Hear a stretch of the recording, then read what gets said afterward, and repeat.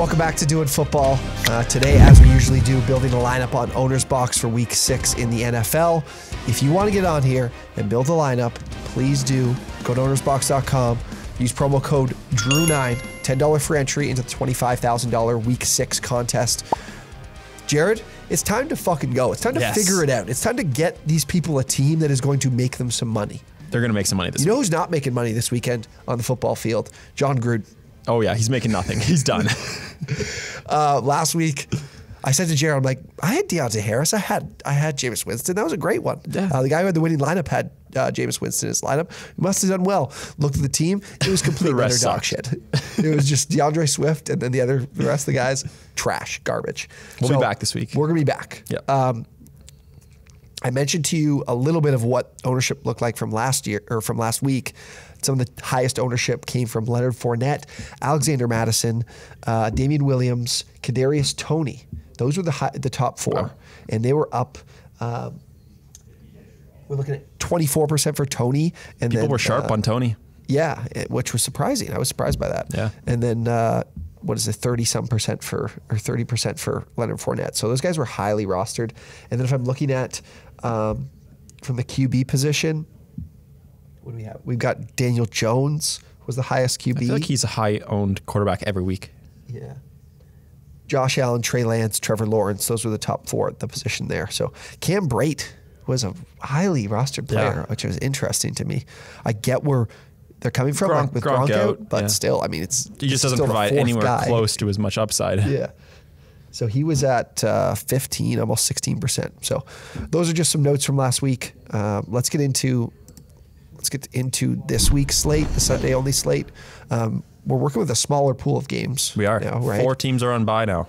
So definitely impacts things. We always start QB. Like we always start looking at quarterback. Easiest way to start. Yes. With SuperFlex, we got to find 2. And I think we've agreed that Sam Darnold is a good place to start. Sam Darnold, he had a bad week last week. People are probably going to be a little bit down on him. He only scored 3 fantasy points on OwnersBox. Yes. So he's got the Vikings, not too difficult of a matchup, and he's pretty low priced. He's $6,400, same as Kirk Cousins, only $100 more than Teddy Bridgewater. Besides last week, he's been really great for fantasy, so I expect a big bounce back for him this week. Yes.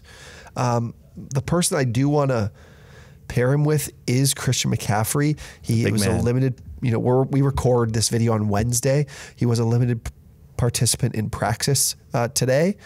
He was a limited participant in practice last week and didn't play. I think he plays this week, and I think this is our chance to grab him when he might not be as highly people might still be a little bit scared. Like, I want to see it first before I put Christian McCaffrey back in my lineup. So I like that. And you better believe that this is still a stack. Yes. This is still a receiving McCaffrey's stack. still going to get 7 to 10 receptions. Yeah. And the other one, I think we were also looking at maybe going really expensive here. Or was it maybe something else, you think? Yeah, I think we can. I'm not sure we can afford to go really expensive. If we do go with something more expensive, we would have to go with like a tertiary option, receiving option, or at least price option. What do you think? I think it was at first I was thinking Mahomes and Tyreek Hill, but that's a very expensive stack. Impossible. If you've got Christian McCaffrey too. So if you don't go with Darnold McCaffrey, I also do like Mahomes and Tyreek Hill just because the football team defense is terrible. I think it could be a massive week for that duo, but we can't really do that with this lineup. So Matt Stafford, maybe not with one of his top weapons, but a guy people are going to be not looking towards as much, Van Jefferson. Yeah, I do think that Stafford will be the most overlooked player on the platform this week. The Giants are like a so-so matchup, and I'm sure people are thinking, the Giants, I don't know how healthy they're going to be, how many points are they going to score, are they going to be able to support, the opposing quarterback and Matt Stafford being able to continue to throw the ball and continue to produce fantasy points through the air. So I think he's going to be really overlooked, but he's been very consistent. Like he's been over 20 points in every game he's played so far this year on the platform. Yeah, 20 points was his lowest output last week. He's now the cheapest of all like the top elite fantasy quarterbacks too, down 7,200. So I like throwing him in there, and then like people are, if they do go with Matt Stafford, the likely stacks are either Cooper Kupp, just because he's the clear guy there, yes, or Robert Woods, who just had a massive week last week for him. What was he, like 12 catches or something like that? Yeah, and there is, just with the price we've paid so far, we're down to a 4,700 average remaining, so we need to be able to save some money. And Jefferson isn't that cheap, so he's got a lot of upside. Yeah, he just does have the upside though. Kind of like, it's a little bit like Deontay Harris last week. Yes. Yeah. I said that we would find probably some quarterbacks that would produce that were at that mid-tier range, but then Josh Allen set the world on fire on Sunday night and kind of changed that. But still, there were some good mid-tier guys, but Jones going down wasn't good for that. But I mean, Matt Ryan had a good game. There were still some good options, but again, grabbing a bigger player seems to always be a smart play here, just because the quarterback position can really carry you in a week. Like if you grab the right quarterback, like for example, did he have, I think he just had Allen, but I can't remember off the top of my head, but if you grab a good stack, like a couple weeks ago, it was Hill and Mahomes that got you like 90 points. And to win, like Herbert to take and home, Mike Williams a couple weeks ago. To take home the grand prize is requires you to score about 200 plus points. Yeah. So you need to hit that big one. And yeah, like you even said, I was surprised the winning lineup didn't have Herbert Williams, because those two combined were probably like they would have had so many points. Yeah. Herbert was up there close to 50, I think, and Mike Williams was close to 40, maybe almost 30 or 40. I think he was 33, and then Herbert was Herbert was the highest scoring quarterback on the platform last week. Yeah. All right. Another wide receiver I think we both really like this week, Deontay Johnson. Yeah, I love Johnson this week. The Steelers get the Seahawks, so it's a very easy matchup. And he's just the guy for Big Ben. Juju's going to be out, going to make even more targets go towards Deontay. He could just go like 12 receptions for 75 yards and still put up 20 points. Exactly. You remember like a few weeks ago when Harris had those 22 targets or whatever? Like Johnson is going to have a game very soon here of like 15 receptions. Yeah. I'm not kidding. Like it's going to happen. It's coming. And I could easily see it being this week. Yeah. Now, because we've spent a lot of money on what we've got so far, we've only got 4,375 average to go. So we got to get some cheap guys going here. We should look at running back here because we have one running back right now. Yeah, we have just Christian McCaffrey at running back. So I'm looking through these options, and if I'm looking at the below 5,000 range, there's some okay options. If Tony Pollard could find the end zone, he could be a huge like last week. He had over 100 yards from scrimmage. He had 4 receptions. He had 18 total touches. He's someone that if he finds the end zone is going to, in terms of fantasy points per dollar, be a huge get for you. Yeah, that's an option. As I scroll through, Jerick McKinnon could have upside. I do think, and his price is close to minimum, so that's another option for people in terms of how big does his role expand this week with it being him and Williams. If this is a game that Taylor Heineke can stay competitive in, then McKinnon has the chance to see the field at a 40% rate. Yeah, he's likely more of a passing down back, while Darrell Williams is the early down grinder. Yeah, other one is Ramondre Stevenson. He hasn't been involved, but he did have 11 carries last week with Harris going down. And the team said they want to get him more involved. Don't know how credible that will be, but it's something at least. It's been credible from coaches so far, right? Yeah.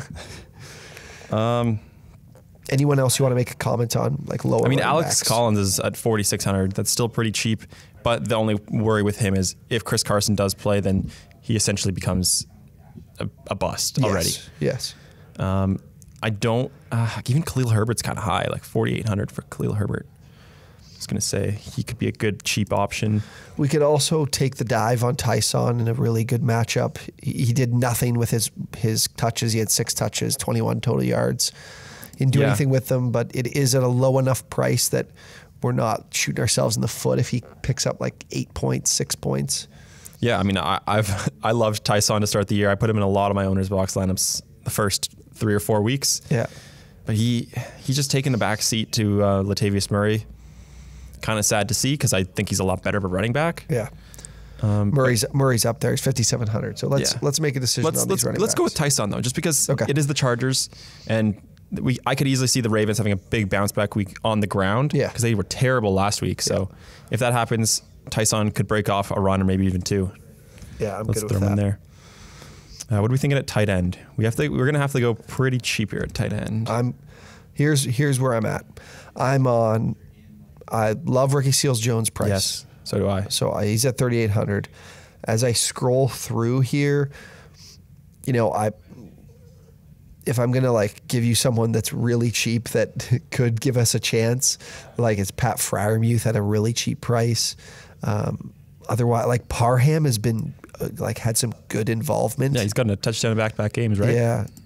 I like Ricky Seals though. I really like Ricky Seals. Yeah, 3,800. He's one of the cheaper guys who actually gets consistent production, and he's a great matchup against the Chiefs too. So yeah, he ran 42 routes, almost the exact same as Terry McLaurin. These two were like the clear 2 route runners for the team by quite a wide margin. Like they were just always on the field, and other guys were splitting time. So if Dyami Brown is still out, I expect that to be the same. We know Logan Thomas is out. So yeah, Ricky, I'm happy to get on the train. Like he had 9 fantasy points, so he didn't blow up last week, but I think people have taken notice. I'm starting him in a couple of my season-long lineups just because, I talked about Adam Troutman being an option this season, and he just wasn't. So I'm a waiver wire guy. Yeah. So I like him. Yeah, I agree. Now these last 2 spots, 4,650 is what we have remaining average. So looking at some flex options, 2 guys that stand out for me. Michael Pittman at 5,300. He's been a consistent guy for Carson Wentz, and he's just the number 1 target. I think he gets over 6 receptions every single game or something like that. And then Jacoby Myers at 5,200. He's kind of the same as Pittman in terms of just being the consistent target for his quarterback. So I like both of them as kind of like a little bit mid-tier range wide receivers. Right. I completely agree. I think it's a good play this week for sure. So which one of those would you rather put in the lineup? Because I'm literally 50-50 on Pittman or Jacoby Myers. I'm trying to think of who people will put in their lineup. I think they're both good options. What's their price again? Pittman's 53, Myers 52. Yeah, it's no difference there. Yeah. I like Pittman.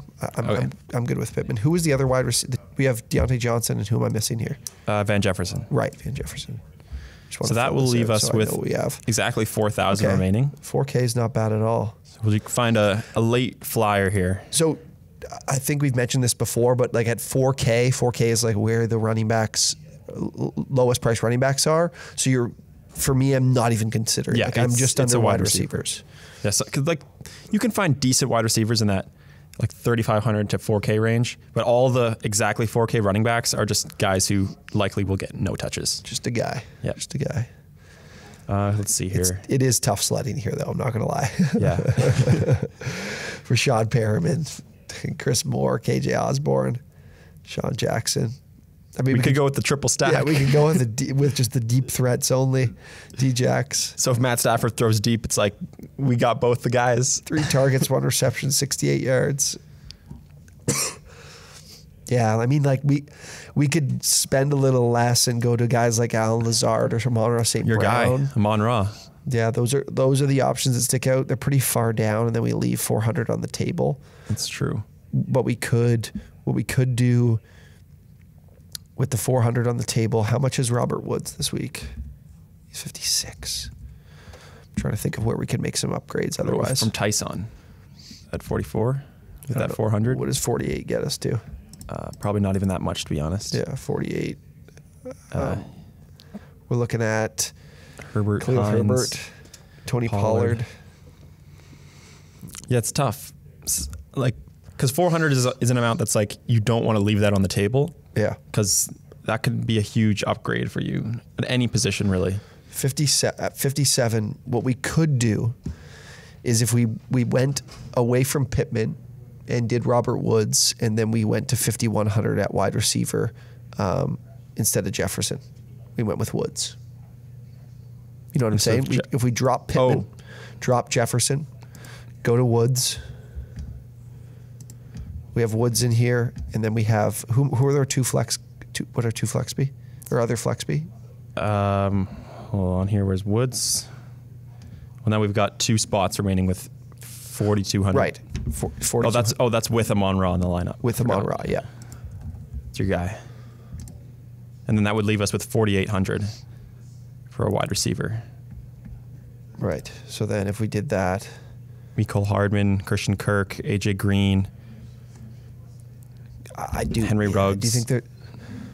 So what am I missing here? Why? So I could. Oh yeah, right. We could play. We could triple stack at Van Jefferson, Matt Stafford, Robert Woods. We could also go, like you mentioned, Green, Hardman, Robbie Anderson. So we could triple. I wouldn't mind a triple stacking on either team. Yeah. Robbie Anderson or. So here's I agree. We could either go. I think we either go Mecole Hardman, or we go Van Jefferson. What's Mecole Hardman's usage been? I can't click on it because Eddie will get really mad at me.